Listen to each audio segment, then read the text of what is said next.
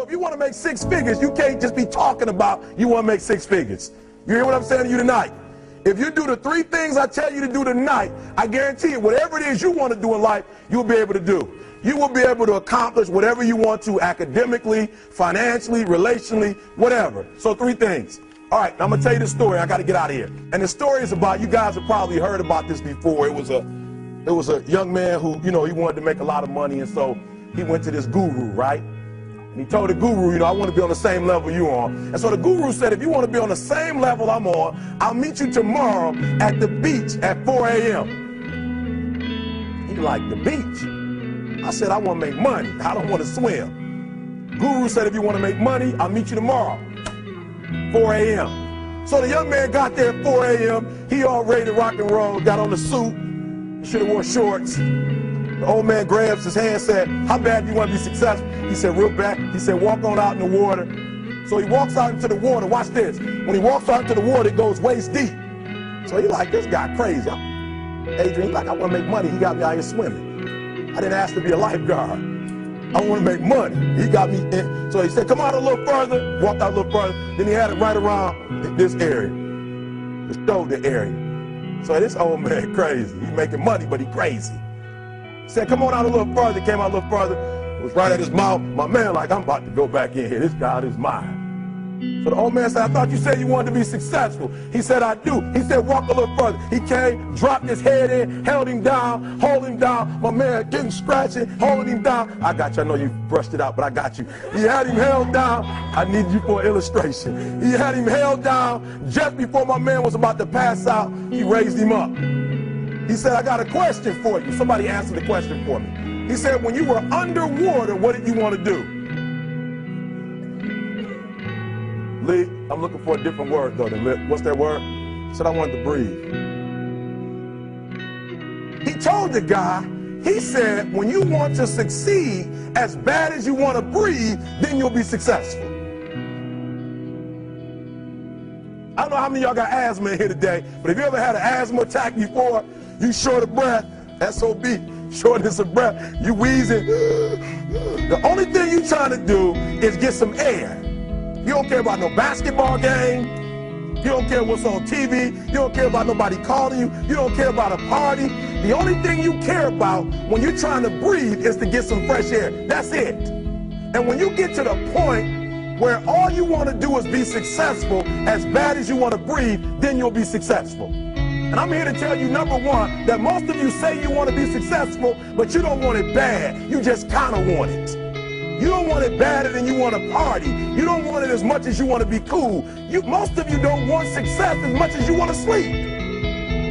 Some of you love sleep more than you love success. And I'm here to tell you today, if you're going to be successful, you've got to be willing to give up sleep. You got to be willing to work off for 3 hours of sleep, 2 hours. If you really want to be successful, some days you're going to have to stay up 3 days in a row. Because if you go to sleep, you might miss the opportunity to be successful. That's how bad you got to want it. You got to go days without, listen to me, you got to want to be successful so bad that you forget to eat. Beyonce said once she was on the set doing her thing, 3 days had gone by, she forgot she didn't eat. Because she was engaged. I'll never forget when 50 Cent was doing his movie, I did a little research on 50, and 50 said that when he wasn't doing the movie, he was doing the soundtrack. And they said, when do you sleep, 50? Sleep, he said, sleep. Sleep is for those people who are broke. I don't sleep. He said, I got an opportunity to make a dream become a reality. Football players, how many football players? Got anybody like football in here? Raise your hand. Anybody like football? Emmitt Smith. I used to be a Cowboy fan before they did my boy Tom Landry wrong. I used to be a Cowboy fan. And watch this, there was a commercial. Emmitt Smith had won his first Super Bowl, and he had this commercial when he was lifting weights. I don't know if you saw the commercial when he was lifting, and he said, Emmitt said, you know what? I won the Super Bowl, so I can rest now. He was doing his bench press. So he said, I won the Super Bowl, so I can rest now. So he throws up about 325, boom. And he rests for about 2 seconds. And he, boom, boom, boom. Did you see that? He'd already won a Super Bowl. He said, I think I'm going to take a rest. And he rests for how long? 1 second. Most of you won't be successful because when you're studying and you get tired, you quit. And I'm here to tell you today, if you got somebody came to my office the other day crying. I said, look, don't cry to give up. Cry to keep going. Don't cry to quit. You already in pain. You already hurt. Get a reward from it. Don't go to sleep until you succeed. Listen to me. I'm here to tell you today that you can come here, you can jump up, you can do flips, you can be excited when we give away money. But listen to me, you'll never be successful until I don't have to give you a dime to do what you do. You won't be successful until you say, I don't need that money, because I got it in here. So listen to me. Emmett Smith said this at the end of the commercial. Emmett Smith said, all men are created equal. Some work harder in preseason. I'm going to say it again because you might have missed it. All men are created equal. Some work harder in preseason. So that means that there are some people who are going to see the professor, going to see the TA. And even when the professor says, I don't meet with you, my TA meets with you, you say, I don't want to talk to your TA. I don't pay the TA. I pay you to teach me. So you're going to have to find some time to meet me. If I got to meet you at the mall, if I got to meet you at your house, you are going to see me. Listen to me. All men are created equal. Some work hard in preseason. When I went to college, guys were way smarter than me. 4.0s, 3.0s. They went to the Ivy League high schools, came to Oakwood from these great high schools. Most of them are not doing what I'm doing. Why? Because it's not about where you come from. It's about heart. You come to a place where, being smart ain't enough. You got to have heart. That's number one. Watch number two. Number two, catch number two. I wrote it down. I wanted to make sure you got it. It says, watch this. We're talking about sacrifice now. The important thing is this. You're right while I'm saying it, because I only have about 3 more minutes. Listen to me. The most important thing is this. To be able at any moment to sacrifice what you are for what you will become. That's the number 2 thing. You got to catch that one. To be able to, listen to me, at any moment. Some of you can make sacrifices when Monday Night Football is not on. You can make a sacrifice. But when the game come on, for some reason, you just attached to it. For some of you, when your favorite show come on, you can make sacrifices on Sunday when ain't nothing going on. But when your favorite show comes on Monday, bam, some of you focus until the phone ring, and then you like, I gotta answer it. If I don't answer the phone, I'm gonna die. I'm saying to you today that there are some of you, if you give up your cell phone, you would be successful. But your cell phone is more important to you than your success. I'm gonna say it again. I'm gonna hurt somebody. Some of you need to give up your cell phone, because the time you spend on your cell phone could be used for your success. The time you could be using to be successful, you're using it on the cell. And the cell phone is not bringing you nothing but a bill. And somebody has told you you couldn't live without it. I'm talking about going deep now, giving up stuff. Watch what it says. To be able at any moment to sacrifice what we are for what we could be. I don't do well in math. You're right. You ain't never studied. I'm not good in writing because you have never written before. But I dare you to fail in writing for a whole year to see if you can get to the end. I dare you to fail. I dare you to take that same class over and over again. I dare you to stop dropping classes like you soft. Always want to give up. I'm dropping. Why are you dropping?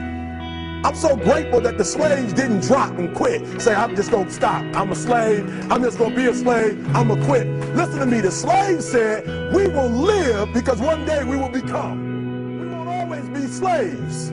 So today, although we're slaves, we're going to act like we're free, and one day our children will be free. If the slaves would have just said, we quit, we give up, we would have died in the middle passage. But some slaves said, I don't care what we go through, we're going to survive this. 400 years of slavery, we're going to get through this. And you can't get through it 1825.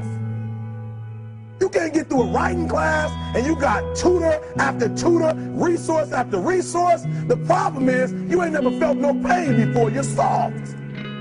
It's a soft generation. You quit on everything. Our people did not quit. Harriet Tubman not only made it, she went back and got some more. She said, you know what, I made it, but I'm going to walk all, listen to me, shh. not ride the bus. I'm going to walk all the way back down to the south to get some more. And you quitting on $18.25? Now watch this. You quit after you, listen to me, you get a sleeping bag and you wait for them. You wait for the first WRA instructor to come in and you come out your sleeping bag, I need help. You quit after you do that. You quit after you had, listen to me, a WRA party. I'm having a party. Everybody come over. I got food, everything. And let them get over there. Let it be all the best writers. All right, I fooled y'all. I want to have a writing party.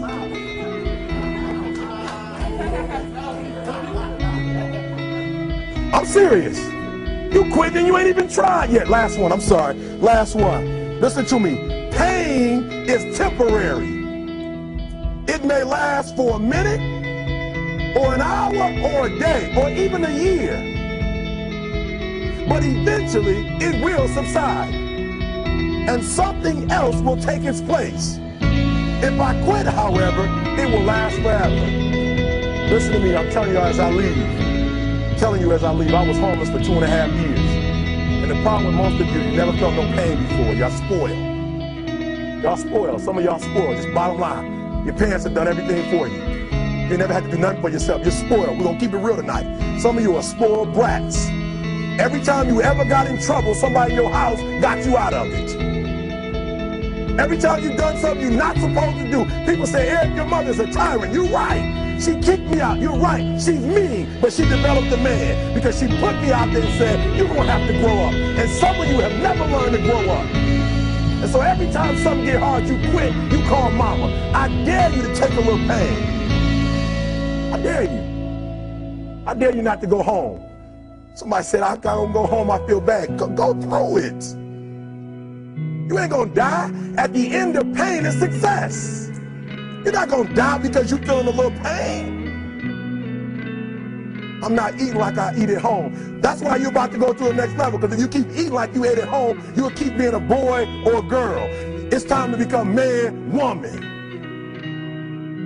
So don't worry about a little pain. My greatest asset is I was homeless, so I can't feel a whole lot of pain. I've already been alone.